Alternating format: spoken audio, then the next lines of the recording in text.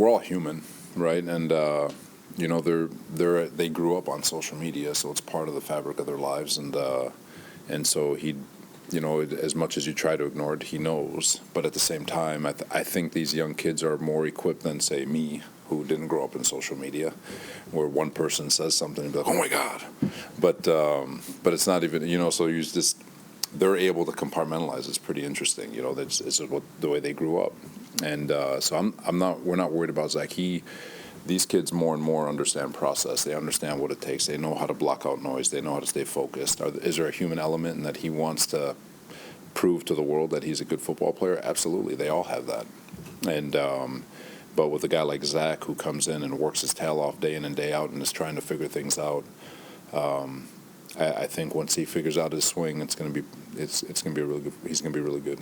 They present a huge challenge, you know, having a lot of weapons, you know, and the receiving part of it, having a quarterback that can throw the ball in, do it with his legs, having a great running back, you know, they're going to present a huge challenge, but I feel like we got what it takes, you know, with the guys here to stop it.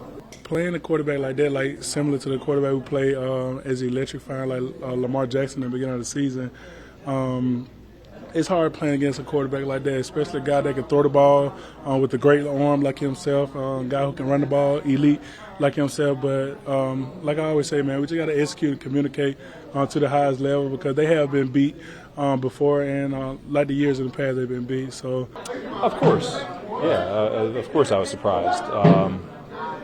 But, you know, like I kind of said, decisions like this are made every day in the locker room about other positions. So, of course, I was surprised and I'm disappointed about it. But at the same time, you know, I gotta keep it about the team and not try to, you know, not be a selfish guy and make my situation any more unique than anybody else's situation in the locker room.